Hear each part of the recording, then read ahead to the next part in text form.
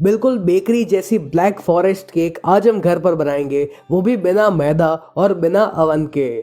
और आज तो हम ये ब्लैक फॉरेस्ट केक की रेसिपी बना रहे हैं, लेकिन आपको और कौन सी केक की रेसिपीज देखनी है ये आप मुझे कमेंट्स में ज़रूर लिख कर बताइएगा, ताकि मैं आपके साथ वो सारी रेसिपीज जल्द से जल्द शेयर कर सकूँ। तो शुरू करते हैं इस ब्लैक फॉरेस्ट केक की रेसिपी को। सबसे पहले यहाँ पर इम्पोर्टेंट चीज ये है कि आपके पास एक बड़ी सी कढ़ाई होनी चाहिए। कढ़ाई की जो साइज है ना वो उतनी होनी चाहिए कि आपका जो केक का डिब्बा है वो इस कढ़ाई के अंदर आसानी से फिट हो जाए। तो जैसे हम ओवन को प्रीहीट करते हैं वैसे ही हमें यहाँ पर इस कढ़ाई को भी प्रीहीट करना है। तो उसके लिए हमें इस कढ़ाई में डालना है 1 कप नमक। इस नमक को हम हर जगह पर अच्छे से स्प्रेड कर लेते हैं। और ऐसा नहीं है कि आपने एक बार इस नमक को इस्तेमाल कर लिया तो आप इसको वापस इस्तेमाल नहीं कर पाओगे। आप जितनी भी बार बेकिंग करोगे तो आप इसी नमक को बार बार यूज कर सकते हो। अब हमें यहाँ पर इस कढ़ाई को ढक कर इसे हाई फ्लेम पर 10 मिनट के लिए गर्म होने देना है। और जब तक ये जो कढ़ाई है ये गर्म होती है तब तक हम केक का बैटर बनाएंगे। तो इस बैटर को बनाने के लिए सबसे पहले हमें यहाँ पर लेना है 1 कप मिल्क। और ये जो मिल्क है ये रूम टेम्परेचर पर होना चाहिए। अब हम इस मिल्क में ऐड करेंगे 2 टीस्पून विनेगर। अगर आपके पास विनेगर नहीं है तो आप लेमन जूस यानी कि नींबू का रस का भी इस्तेमाल कर सकते हो। तो हम यहाँ पर दूध में विनेगर या नींबू का रस इसलिए डालते हैं ताकि जो दूध है ना ये फट जाए। अब हम इसको 10 मिनट के लिए साइड पर रखेंगे ताकि जो दूध है ये अच्छे से फट जाए। अब यहाँ पर मैंने एक बाउल के ऊपर एक छन्नी रखी हुई है और फिर मैं इसमें ऐड कर रहा हूँ 1.5 कप व्हीट फ्लावर यानी कि गेहूं का आटा। फिर हम इसमें ऐड करेंगे आधा कप कोको पाउडर। यहाँ पर आधा कप से ज्यादा कोको पाउडर का इस्तेमाल मत कीजिएगा वरना आपकी जो केक है ना वो बहुत ही कड़वी बनेगी। फिर हमें यहाँ पर ऐड करनी है 1 कप कैस्टर शुगर, या आप चाहो तो पीसी हुई चीनी यानी कि पाउडर्ड शुगर का भी इस्तेमाल कर सकते हो। अगर आपके पास पाउडर्ड शुगर भी नहीं है तो आप नॉर्मल वाली चीनी को मिक्सी में डालकर उसको अच्छे से पीस लीजिए। अब हमें यहाँ पर इसमें ऐड करना है 1 टीस्पून बेकिंग सोडा। आप चाहो तो यहाँ पर बेकिंग सोडा और बेकिंग पाउडर दोनों मिला सकते हो। फिर हम इसमें ऐड करेंगे आधा टीस्पून कॉफी पाउडर। यहाँ पर कॉफी पाउडर डालने से जो केक का कलर है ना वो काफी अच्छा आता है, इसलिए यहाँ पर मैं थोड़ा सा कॉफी पाउडर ऐड कर रहा हूँ इसमें। अब हमें इन सारी चीजों को एक बार अच्छे से छान लेना है और अगर इसमें कोई भी लम्स हो ना तो उसको भी आप निकाल लीजिए। देखिए यहाँ पर मैंने इसको अच्छे से छान लिया है। तो अब हम इन सारी चीजों को एक बार मिला लेते हैं। अब हमें यहाँ पर सारे वेट इंग्रेडिएंट्स इसमें डालने हैं। तो पहले मैं यहाँ पर इसमें ऐड कर रहा हूँ आधा कप ऑयल और मैं यहाँ पर रिफाइंड ऑयल का इस्तेमाल कर रहा हूँ। फिर हमें यहाँ पर इसमें ऐड करना है 1 टीस्पून वेनिला एसेंस, या आप वेनिला एसेंस के बदले यहाँ पर चॉकलेट एसेंस का भी इस्तेमाल कर सकते हो। अब जिस दूध को हमने साइड पर 10 मिनट के लिए रेस्ट करने के लिए रखा था वो अच्छे से फट चुका है। तो अब हमें इस दूध को इस बैटर में मिलाना है। तो इस दूध को हम इस बैटर में थोड़ा थोड़ा करके ही ऐड करेंगे। अब यहाँ पर एक इलेक्ट्रिक बीटर की सहायता से हमें इन सारी चीजों को अच्छे से मिला लेना है। तो पहले आप इसको ऐसे मैन्युअली ही मिलाइए, क्योंकि अगर आप यहाँ पर बीटर को ऑन करोगे तो जो कोको पाउडर का जो मिक्सचर है ना पूरा वो सारा का सारा आपके मुंह पर आ जाएगा। तो पहले इसको ऐसे मिक्स कीजिए और उसके बाद ही बीटर को ऑन कीजिएगा। ये देखिए यहाँ पर मैंने इस बैटर को थोड़ा सा बीट कर लिया है। तो जो बाकी का बचा हुआ दूध था ना वो भी हम इसमें ऐड कर लेते हैं। अब हम इन सारी चीजों को एक बार वापस बीट करेंगे। ये देखिए यहाँ पर जो बैटर है ये ऑलमोस्ट बनके रेडी हो चुका है। ये जो बर्तन की साइड पर जो भी बैटर लगा हुआ है ना उसको भी आपको इसमें अच्छे से मिला लेना है।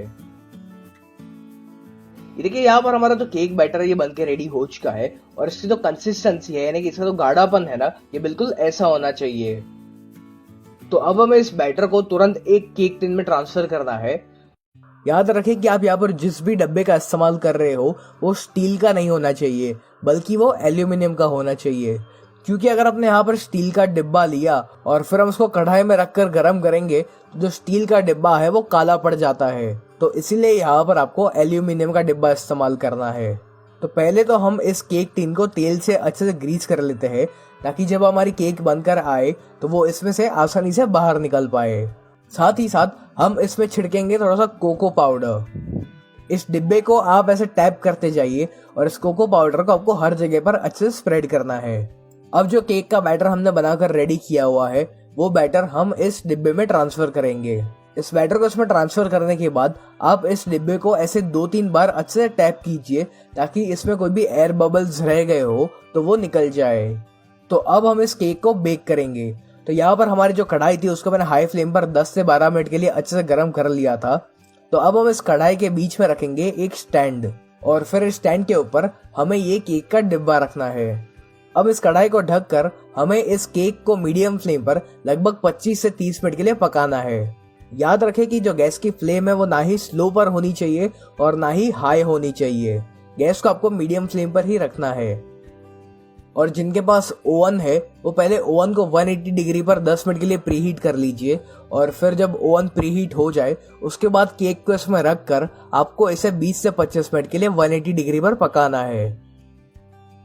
चलिए यहाँ पर लगभग 25 मिनट हो चुकी है, तो अब हम एक बार चेक कर लेते हैं कि हमारी केक बेक हो चुकी है या नहीं। तो इसको चेक करने के लिए हम इसके अंदर एक टूथपिक या फिर एक स्क्यूअर या फिर एक चाकू इंसर्ट करेंगे, और अगर आपकी टूथपिक या चाकू साफ निकलता है तो इसका मतलब यह है कि आपकी केक अच्छे से बेक हो चुकी है। लेकिन जैसे कि आप यहाँ पर देख सकते हो कि अभी इस टूथपिक के साथ साथ काफी सारा बैटर बाहर आ रहा है, तो इसका मतलब यह है कि ये जो केक है ये अभी भी अंदर से कच्ची है। तो इसीलिए हम इसको वापस ढककर और 5 मिनट के लिए पकाएंगे। मेरी केक को यहाँ पर अच्छी तरीके से बेक होने में लगभग 30 मिनट लगी थी। तो अब जैसे कि आप यहाँ पर देख सकते हो कि जब मैं इसमें टूथपिक इंसर्ट कर रहा हूँ तो ये एकदम ही साफ बाहर आ रही है। तो इससे हमें ये पता चलता है कि ये जो केक है ये अंदर से भी अच्छी तरीके से बेक हो चुकी है। आप चाहो तो केक की जो साइड होती है ना उसको भी एक बार चेक कर लीजिए। चलिए अब हम इस केक को बाहर निकाल लेते हैं, और साथ ही साथ ये जो स्टैंड है इसको भी हम बाहर निकाल लेंगे। अब ये जो नमक है इसको आप फेंक मत देना, इसको आप एक डिब्बे में भर कर रखिए, और जब भी नेक्स्ट टाइम आप केक वगैरह बनाओगे तो आप इसको वापस इस्तेमाल कर सकते हो। अब हमें यहाँ पर इस केक को पूरी तरीके से ठंडा होने देना है। यहाँ पर जल्दबाजी मत करिएगा, क्योंकि अगर केक गरम गरम होगी और आप उसको निकालने जाओगे तो आपकी केक ठीक से निकलेगी नहीं और वो बिखर सकती है। तो इसीलिए इसको पूरी तरीके से ठंडा होने दे। और जब तक ये केक ठंडी होती है तब तक हमें यहाँ पर चेरी का सिरप रेडी करना है। तो इस चेरी के सिरप को बनाने के लिए हमें यहाँ पर लेना है 3/4 कप पानी, और फिर हम इसमें ऐड करेंगे 1/4 कप शुगर यानी कि चीनी। अब हमें यहाँ पर इस चीनी को पूरी तरीके से पिघलने देना है, और जब चीनी एक बार पिघल जाए उसके बाद आपको यहाँ पर इसमें डालना है चॉप की हुई चेरीज। अब हमें यहाँ पर इन चेरीज को तब तक पकाना है जब तक ये जो चाशनी है इसमें एक उबाल नहीं आ जाता। जैसे कि आप यहाँ पर देख सकते हो कि इसमें एक उबाल आ चुका है, यानी कि हमारा जो चेरी का शुगर सिरप है वो रेडी है। तो इसको हम बाहर निकाल लेंगे और इसको हमें पूरी तरीके से ठंडा होने देना है। फिर मैंने यहाँ पर चेरीज को और जो शुगर सिरप है उन दोनों को अलग अलग सेपरेट कर लिया। अब हमें यहाँ पर थोड़ी सी चॉकलेट शेविंग्स चाहिए, यानी कि ग्रेट की हुई चॉकलेट चाहिए। तो इसके लिए हमें यहाँ पर चाहिए 100 ग्राम डार्क चॉकलेट, और इस डार्क चॉकलेट को हम एक पीलर की सहायता से या फिर एक चाकू की सहायता से या फिर एक ग्रेटर से हम इसको अच्छे से पील करेंगे, ताकि इसमें से हमें छोटी छोटी चॉकलेट शेविंग्स मिल जाए। और जो चॉकलेट की शेविंग्स है ये हमको काम आएगी हमारी ब्लैक फॉरेस्ट केक को डेकोरेट करने में। चलिए ये चॉकलेट शेविंग्स रेडी है, तो इनको हम फिलहाल साइड पर रखेंगे। तो अब हम ये देखेंगे कि व्हिपिंग क्रीम कैसे बनानी है। सबसे पहले हमें यहाँ पर चाहिए 300 ml व्हिपिंग क्रीम। ये जो व्हिपिंग क्रीम है ना ये आपको किसी मॉल में से या किसी बेकरी स्टोर में से मिल जाएगी। यहाँ पर आपको एक चीज का ध्यान रखना है कि जो व्हिपिंग क्रीम है ना ये बहुत ज्यादा ठंडी होनी चाहिए। अगर आपकी ये जो व्हिपिंग क्रीम है ना ये बहुत ज्यादा ठंडी नहीं होगी तो ये अच्छे से व्हिप नहीं हो पाएगी। अब हमें यहाँ पर एक इलेक्ट्रिक बीटर की सहायता से इस क्रीम को अच्छे से बीट करना है जब तक ये थिक और स्टिफ नहीं हो जाती, और साथ ही साथ इसकी जो क्वांटिटी है ना ये भी 2-3 गुना ज्यादा बढ़ जाएगी। इसको आप लगातार बीट करते रहिएगा। पहले आपकी जो बीटर की स्पीड है वो स्लो पर होनी चाहिए और धीरे धीरे उसकी स्पीड को इंक्रीज करते जाइएगा। यहाँ पर हमारी जो क्रीम है ये अच्छे से व्हिप हो चुकी है। ये देखिए इसमें से स्टिफ पीक्स फॉर्म होने चाहिए। आपकी क्रीम अच्छे से व्हिप हुई है या नहीं ये चेक करने का एक और तरीका है, आप यहाँ पर एक पैलेट नाइफ या एक स्पैचुला लीजिए और फिर उसके ऊपर थोड़ी सी क्रीम लगाइए और उसको ऐसा पलट लीजिए। और इसको पलटने के बाद भी अगर आपकी क्रीम नीचे नहीं गिरती है तो इसका मतलब यह है कि जो व्हिपिंग क्रीम है ये रेडी है। अब यहाँ पर हमारी जो केक है वो पूरी तरीके से ठंडी हो चुकी है, तो अब हम इसके किनारों पर एक चाकू घुमाएंगे ताकि हमारी जो केक है वो डिब्बे में से आसानी से निकल पाए। वैसे तो हमने यहाँ पर इस डिब्बे को तेल से अच्छे से ग्रीस कर लिया था, इस वजह से जो केक है ये बहुत ही आसानी से निकल जाएगी। तो अब हम इसके ऊपर एक केक बोर्ड रखेंगे और इसको हमें पलट लेना है। फिर इस डिब्बे को आप ऐसे 2-3 बार मारिए ताकि ये जो केक है ये इसमें से निकल जाए। जैसे कि आप यहाँ पर देख सकते हो कि हमारी केक काफ़ी अच्छे से फूली हुई भी है और काफ़ी सॉफ्ट भी बनी हुई है। काफ़ी बार जब हम इस केक को ओवन में बनाते हैं तो जो केक के किनारे होते हैं वो काफ़ी हार्ड हो जाते हैं, लेकिन कढ़ाई में बनाने से हमारी जो केक के किनारे हैं ये काफ़ी सॉफ्ट बने हुए हैं। तो अब हमें यहाँ पर एक चाकू की सहायता से इस केक को बीच में से कट करना है। तो आप इस केक को या तो 2 हिस्सों में डिवाइड कर सकते हो या फिर 3 हिस्सों में भी डिवाइड कर सकते हो। अब जो चेरी का सिरप हमने बनाया हुआ था वो सिरप हमें इस केक के बेस के ऊपर हर जगह पर अच्छे से स्प्रेड करना है। यहाँ पर हमने ये सिरप इसलिए बनाया हुआ है ताकि हमारी जो केक है वो काफ़ी मॉइस्ट और स्वीट बन सके। तो जिन सभी को इस बात की दिक्कत आती है कि उनकी केक काफ़ी ड्राई बनती है तो वो इस मेथड का इस्तेमाल करके अपनी केक को मॉइस्ट और स्वीट बना सकते हैं। अब जो व्हिपिंग क्रीम हमने रेडी की हुई थी वो क्रीम हमें इस केक के ऊपर अच्छे से लगानी है। और अब जो चेरीज के टुकड़ों को हमने शुगर सिरप में डालकर रखा हुआ था वो चेरीज हम इस केक के बेस के ऊपर हर तरफ अच्छे से लगाएंगे। अब जो केक का ऊपर वाला लेयर है उसको आपको उल्टा करके रखना है ताकि जो ऊपर की साइड है वो एकदम ही फ्लैट हो जाए। अब हमें यहाँ पर इस दूसरे वाले लेयर पर भी चेरी सिरप अच्छे से लगाना है। फिर जो व्हिप्ड क्रीम थी उस व्हिप्ड क्रीम को हमें इस केक के ऊपर अच्छे से स्प्रेड करना है। अब ये जो केक की साइड्स है यहाँ पर भी हमें व्हिप्ड क्रीम लगानी है।